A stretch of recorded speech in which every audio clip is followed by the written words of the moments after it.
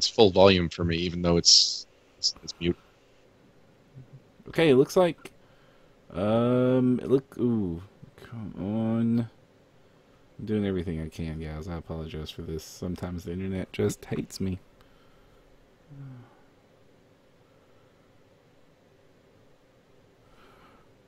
Okay.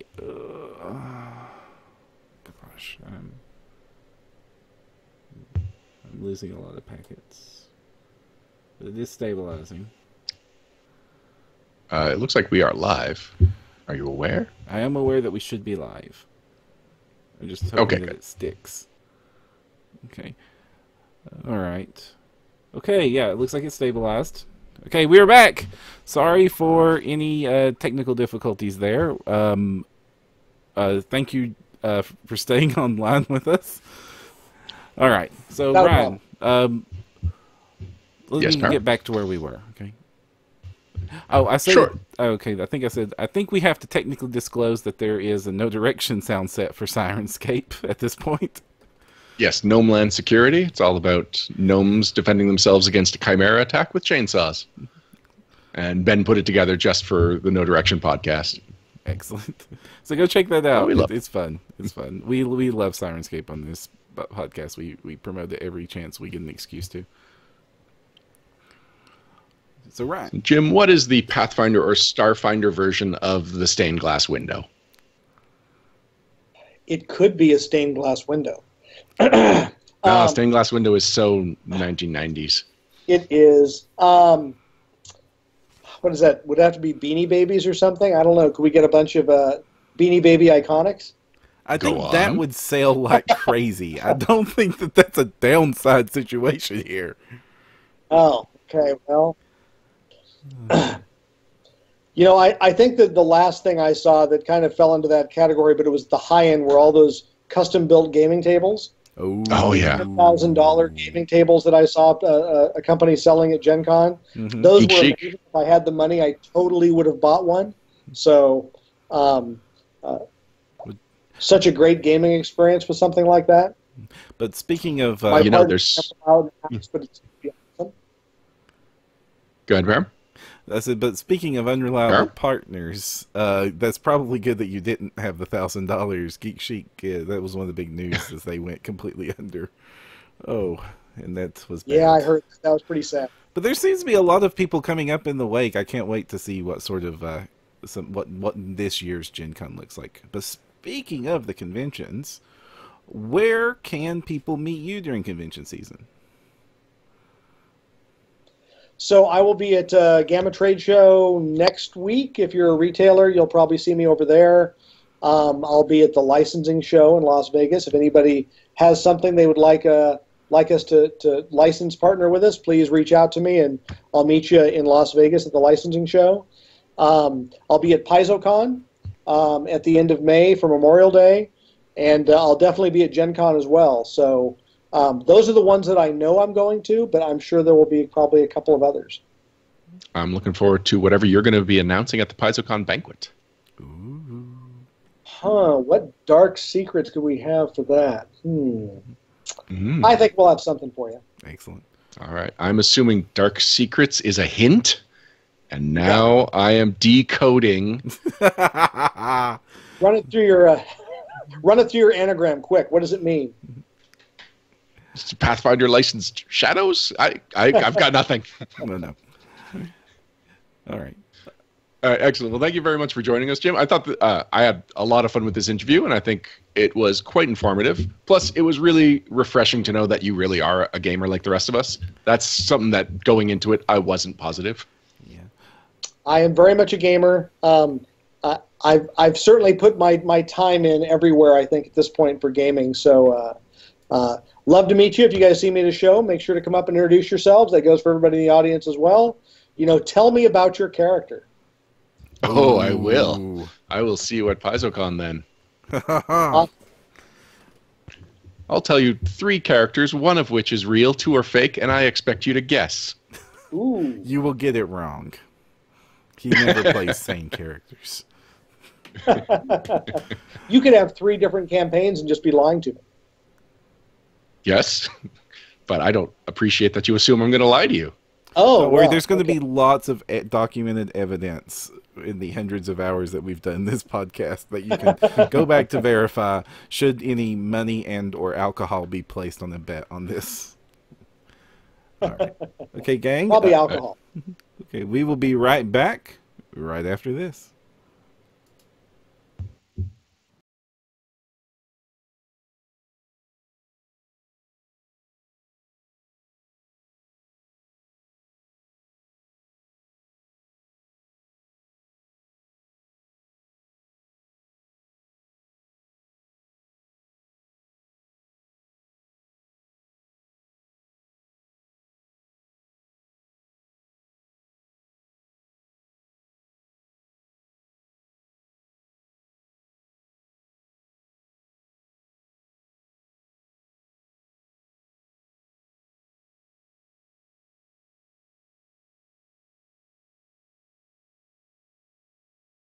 Yeah.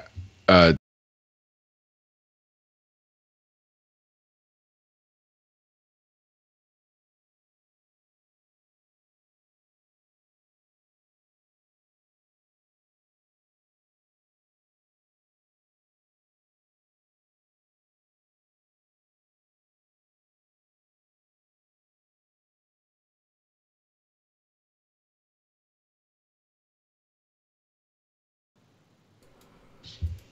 And we're back.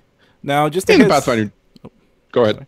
Just a heads up before we get really back, we have been having major technical problems thanks to mostly the interweb being not very great between me, Ryan, and Paizo. So if we cut off suddenly or this episode gets real short, look forward to the recording. We're going to push on as long as we can, guys, but we sometimes cannot control the whims of technology. So we'll start with the news segment. In the Pathfinder news segment, we talk about all the latest from excuse me. In the Pathfinder news segment, we talk about all the latest for Pathfinder from Paizo or third-party publishers or anyone that we just think has caught our interest. Starting with, we already talked about this in the interview with Jim, but Roll20.net is officially partnering with Paizo. This is great news. I love Roll20 so much. It's the easiest to use of the online tabletops. And while I have respect for Fantasy Grounds and D20 Pro, and I could list a bunch of the ones I've used over the years forever and ever, and the premium products you can buy, Roll20 is so special to me because I can tweet out or chat out, hey, I'm getting a game started, who wants to join me, and then throw a link, and then there is zero friction. They click the link, they're in the game. And since there's now going to be partnered with Paizo, that means that I get to do even less work. And that is instantly worth everything to me because I have way too little time between doing these podcasts and my local games and all that jazz. So every single hour that I don't have to spend importing maps and lining them up to grids and typing in stats of monsters and filling out character sheets, the better. Yeah, and surprisingly, they're starting with War for the Crown, although Jim explained why. He wanted to make sure that this was a new experience, and obviously you don't go with Rise of the Runelords if that's your goal, but going with the brand new AP to make sure nobody has had this experience before, and no third-party person could just point to the work they've already done and feel like, well, not third-party person, but no fan or whoever, who may have already put together an AP and they've been sharing it. They don't have to feel like that work went to waste because they know that the War for the Crown is brand new. They don't have access to it, and the the module or the first installment of the AP, I believe, just came out as a book and will be coming out for Roll20 Pro subscribers March 6th, and then free for all subscribers March 22nd. So it's imminent. That's that last part that really caught me off guard. Free for all. No, I'm sorry. No, the character sheet will be free for all. Oh, yay! Character sheet. That makes much more sense. Yes. I was like, what kind of license was this? No. The AP will be, I believe, $25. I'm just loading it up now. $27.99. And I don't believe this actually comes with the adventure path, but it comes with all of the pre-statted monsters that you can drag and drop. It has all the maps. But if you want to run the adventure, you still need to buy the adventure. I think that's still worth my time. If it's done to the quality I expect that they will do it. If it's all the art, all the stats, all the monsters, that doesn't seem that egregious. I mean, if I have to spend 2 or 3 hours doing that sort of work myself, that's automatically worth the $20 to get them to do it, or 25, 27. How much? $27.99. Yeah. US. Yeah. Because I know that Jeff, who is running our Hell's Rebels campaign as a semi-virtual table, because Matt is in Ottawa while the rest of us are at my table, except for Jay, who every other week is at his home. He would probably be more than happy to throw in and buy the adventure path that he's running instead of having to deal with the maps and the fog of war. That it's extra work, and it's just really appreciate. Well, okay, I say it's really appreciated extra work. I guess I don't speak for everyone in my group, but you can definitely feel the different experience when he's got the fog of war and he's gone to all the effort. So to not have to go to all the effort and to get that same effect is definitely worth it. Creeper Coffin asks, is 27 for the AP or for just the one volume? One volume. It's per book. Yeah, because 27 for the full AP seemed really cheap. Now, I can see why they're going with War for the Crown, actually, because beyond just what we talked about on the show with Jim, but because the hype for War for the Crown right now is real. This seems to have a lot of excitement, both on the PFS front, where the season is tying into it, and on just the general fandom and Paizo front, because this is a major political event that they have been teasing and hinting about since the original campaign-setting book launched, and to finally have some sort of culmination would be great. And I apologize for barking dog. I was surprised that that there would be so much love for this AP, because when it was announced, I was like, "Oh, we just had Hell's Rebels. Are we really ready for another political and intrigue-based campaign?" And absolutely. Apparently, that's something that we can have every couple of years, and people will be more than happy. And also, Hell's Rebels was a few years ago, and time just proceeds so quickly when you think of it in terms of how many APs ago things were. Honestly, I don't think there is such a thing as too many political APs. I mean, maybe every other AP would be fine by me. I am looking forward to when they start supporting Pathfinder Society. I think that will be when this goes from a great announcement to a tool for all. Oh my gosh. Oh my gosh. All the problems I have with running Society would be so solved if I could just import it like that. Oh man, I could run so many online games. Matt J. Harris is in chat, and he's done the math. So for the entire AP, it will cost over $160. I believe that's books and the volumes, or no, six times. That is 28? Just the. That's not including the AP. So you're still going to have to get the books, which I think is PDFs are $13 for those right now. Sure. I don't know. I really don't buy the Adventure Path line too often. Mm-hmm. Oh, and Cryptwalker has pointed out Hell's Rebels was Path 17, War for the Crown is Path 22. Mm-hmm. So it has been a number of years and a number of APs. I just have to stop thinking of Hell's Rebels as the new one. Yeah. I mean, that's the trap you fall in when you start playing in one, when it's brand new. I mean, we started playing Wrath of the Righteous when it was brand new, and to think that so many had come out even by the time that we just abandoned it halfway through. And Reign of Winter was still fairly new when I jumped on that, and now it's old school. Just because you run these things for years. Lone Dwarf 14 says, "Why do you have to get the books?" So as far as I understand, the Roll20 books that you'll be getting won't have the story. They'll have the NPCs, they'll have the battle maps, they will have the overland maps, but you'll have to put the plot together yourself if you don't get the books. And of course, all this is tentative based on the announcements we have available. We have no inside knowledge. We don't have access to the product to verify. Yeah, this is just reading from the product page and the blog post that went up about it. Mm-hmm. Oh, TSR Jim says they will have everything in them. So TSR Jim being our guest, Jim Butler. So, Jim, you don't need the book. That's fantastic news. That changes the equation entirely. That is rather shocking to me because it's not that much more than getting the PDFs. Wow. Fantastic news. Sorry for getting out that long. So you won't get the PDFs themselves, but all the content will be inside Roll20. That's what TSR Jim says. That's fantastic news. Sorry for getting that wrong. Wow. Yeah, 160 for all of them. They're $25 a piece for the physical, so you're literally paying $3 for the digitization. Wow. Great. Yeah, I'm impressed. Cool. Oh man, awesome. That has ratcheted this up several steps. Of course, I'm still going to get all the books because of course I am.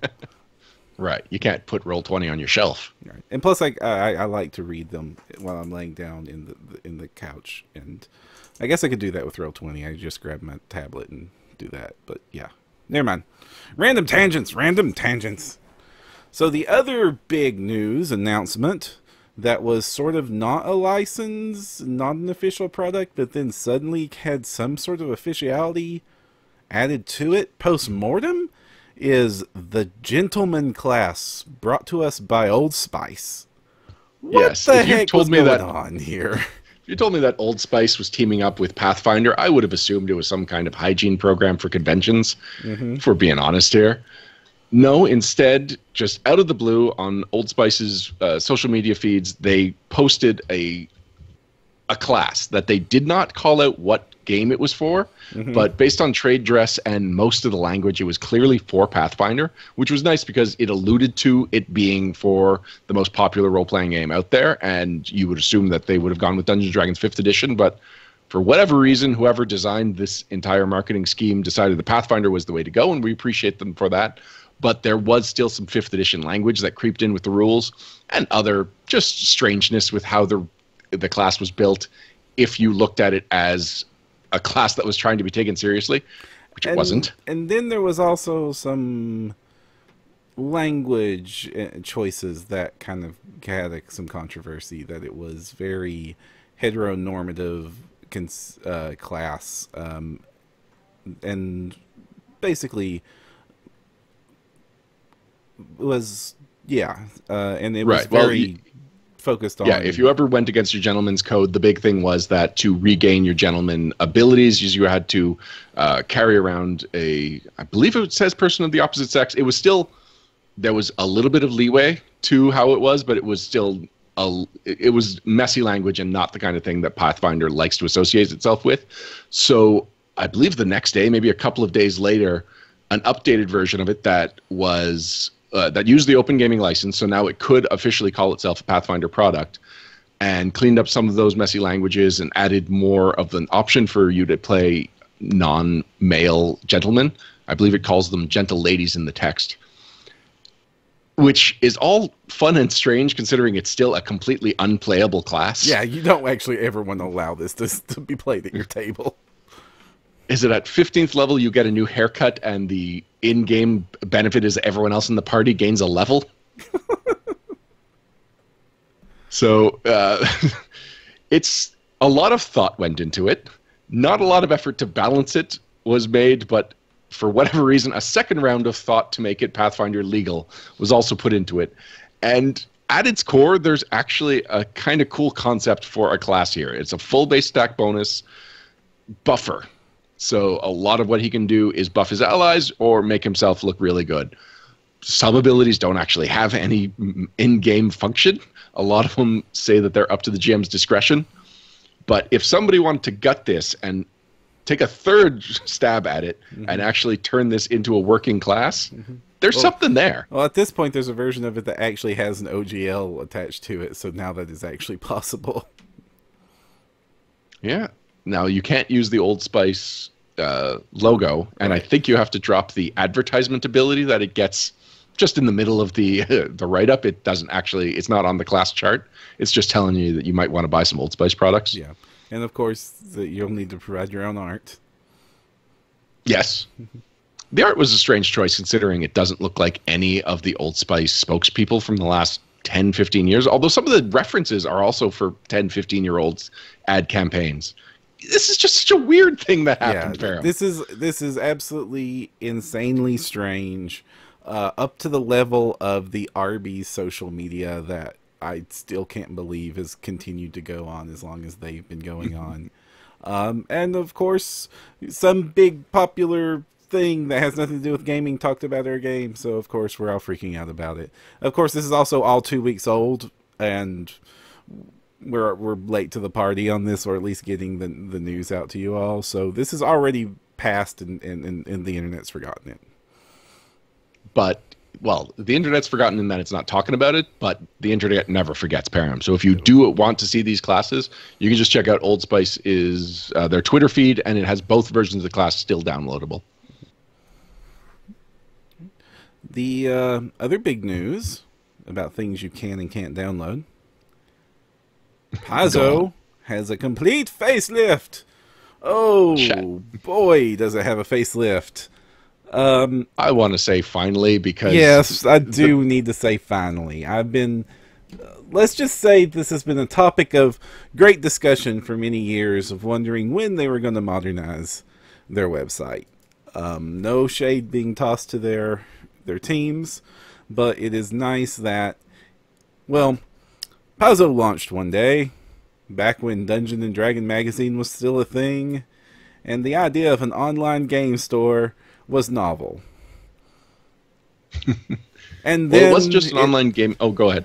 And then it set its look, and has not changed since, until today.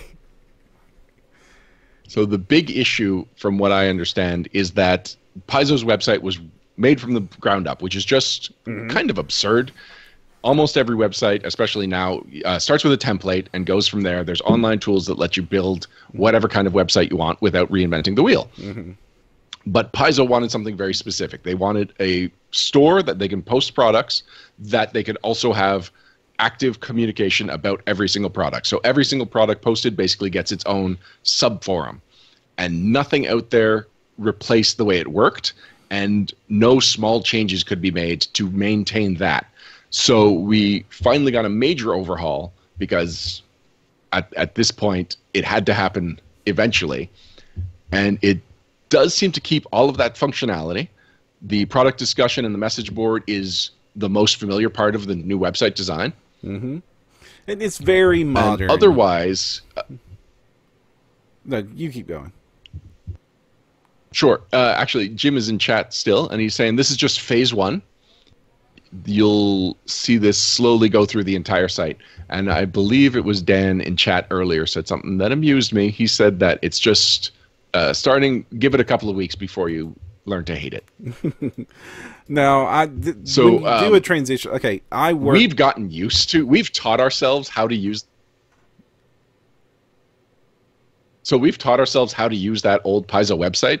So this isn't just a cosmetic change. This is a functional change, which means that as much as we may have complained about the old version of it, this is a step up, but it also is, there's a learning period now for us as users of this new website. It is a more intuitive website if you don't already know how the old website worked. So you just kind of have to bleach your brain of the old website and start fresh. Like, if I was my downloads, where would I find it? You find it in your account. It's a drop-down menu now. If basically name any kind of content you would want, just look at it like this is a modern website, and you'll have an easier time finding things. Now, like I was about to get into saying, it's like I work full-time as a web professional. Making, redesigning websites is my gig. That's what I do all day long, every day. There is always a rough period of adjustment right after a launch, where they're finding out what works, what didn't work, what will get fixed, what won't get fixed. Now, you preferably want that as smooth as possible, with no errors and all that jazz, so the customer never notices the things you didn't fix. That's not going to happen here, guys. If it's such a fundamental change, and having to hook into all those old systems is crazy. But on the whole, I'm so glad they're going through with this effort. The giant splash screen at the front of it, the fact that it actually looks like it is a website for Pathfinder first and not Amazon for nerds is great. I don't know how much the store still plays into Paizo's business aspects of things, but I mean, it was really great back in the day to be able to get my Star Trek figures from them, but nowadays I go to Paizo, I'm going to Paizo for Pathfinder or Starfinder content. Yes, I'm also going there for Pathfinder and Starfinder third-party content, so I hope that that's part of the thing still gets robustly supported. And I kind of want it to seem like this is the home for their games, not their home for other people's games.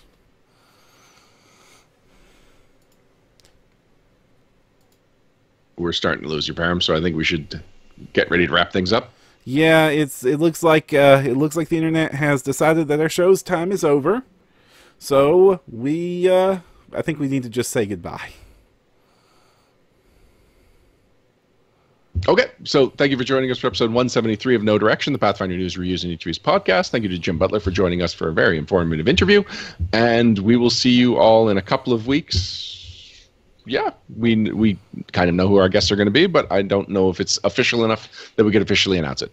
Yep. So until next time, I'm Ryan Costello. I'm Jefferson J. Thacker, also known as Param. And if you want to find the path, you need no direction. Bye, guys.